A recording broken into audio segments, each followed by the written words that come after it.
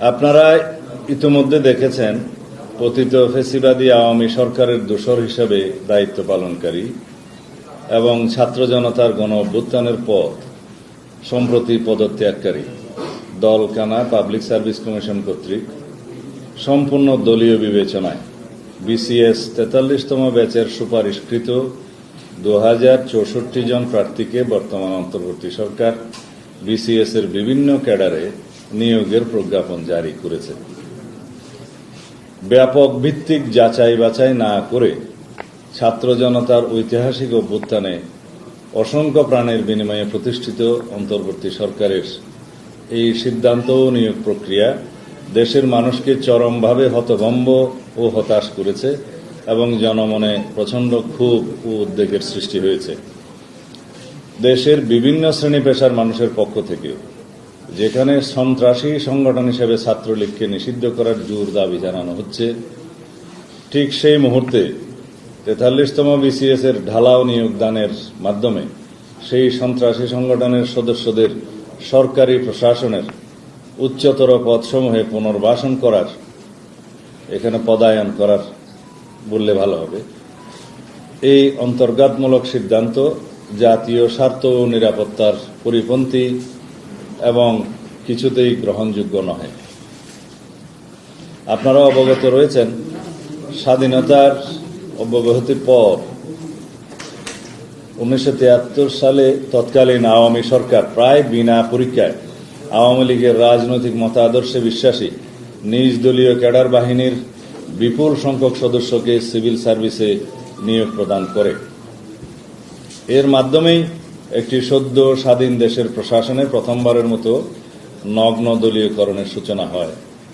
এরাই 1996 সালে প্রশাসনের ইন সার্ভিস কর্মকর্তাদের চাকরির শৃঙ্খলা এবং সমস্ত নিয়মনীতির প্রতি বৃদ্ধাঙ্গুলি দেখিয়ে প্রথমবারের মতো তথাকথিত জনতার মঞ্চের আড়ালে আওয়ামী লীগের বিধ্বংসী রাজনৈতিক কর্মসূচিতে অংশগ্রহণ করে দেশকে ভয়াবহ নৈরাজ্যের দিকে ঠেলে দিয়েছিল। আওয়ামী লীগ 1996 সালে পুনরায় ক্ষমতায় এসেই প্রশাসনিক সমস্ত নিয়মনীতি, শৃঙ্খলা ও মূল্যবোধকে ভেঙে দিয়ে দেশের প্রশাসন ব্যবস্থাকে পুরোপুরি নিজেদের আজ্ঞাবহ দলীয় প্রতিষ্ঠানে পরিণত করেছিল। পুনরায় 2009 সাল থেকে 2024 সনের 5ই আগস্ট গণবিপ্লবের পূর্ব মুহূর্ত পর্যন্ত ফ্যাসিবাদী আওয়ামী সরকার দেশের গেজেটেড, নন গেজেটেড সকল পদে প্রশাসনের সর্বস্তরে দলীয় কর্মী বাহিনী নিয়োগের মাধ্যমে একচ্ছত্র আওয়ামী সাম্রাজ্য প্রতিষ্ঠা করেছিল। নিয়োগ, পদায়ন, বদলি, প্রমোশন সহ বিভিন্নভাবে বঞ্চিত করেছিল দেশের হাজার হাজার যোগ্য মেধাবী তরুণ তরুণীদের। বেড়ে গিয়েছিল সীমাহীন বেকারত্ব। সেই ধারাবাহিকতায় সর্বশেষ নমুনা হচ্ছে এই 43তম বিসিএস। ছাত্র জনতার রক্তক্ষয়ী অভ্যুত্থানের মাত্র 2 মাসের মধ্যে কিভাবে কোনো বাছবিচার ছাড়াই পতিত আওয়ামী দলীয় অনুগতদের নিয়োগদানের মাধ্যমে প্রশাসনে আওয়ামী প্রেতাত্মার আধিপত্য আরও বিস্তৃত করার সুযোগ তৈরি করে দেয়া হলো, সেটাই এখন বিরাট প্রশ্ন হয়ে দাঁড়িয়েছে। আমরা মনে করি এই নিয়োগ ফ্যাসিবাদ বিরোধী আন্দোলনে ছাত্র জনতার অবিস্মরণীয় আত্মত্যাগের সাথে বেঈমানি ও বিশ্বাসঘাতকতার শামিল।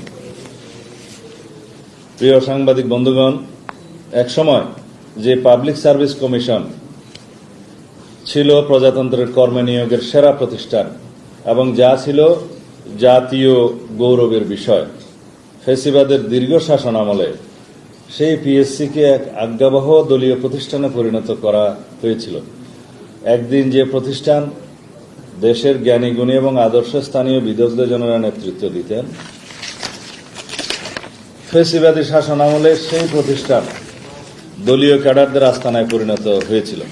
দলীয়করণ এতই নগ্ন রূপ ধারণ করেছিল যে পুরস্কার স্বরূপ পিএসসির একজন সাবেক চেয়ারম্যানকে দামি নির্বাচনের এমপি নির্বাচিত করা হয়েছিল। তিনি এখন পলাতক রয়েছেন। জাতির জন্য এর চেয়ে লজ্জার আর কি হতে পারে? এইসব দলবাজ কর্মকর্তাদের দ্বারা ঢালাওভাবে সুপারিশকৃত শাসক দলীয় প্রার্থীদের রাষ্ট্রীয় প্রশাসনে নিয়োগদান করা হলে তা হবে চরম আত্মঘাতী সিদ্ধান্ত। প্রিয় সাংবাদিক বন্ধুগণ, দেশের হাজার হাজার যোগ্য মেধাবী প্রার্থীদের বঞ্চিত করে দলীয় ভিত্তিতে বিবেচিত ও সুপারিশকৃত 43তম বিসিএস বাতিল করার জন্য আমরা দেশ ও জাতির পক্ষ থেকে অন্তর্বর্তী সরকারের কাছে জোর দাবি জানাচ্ছি।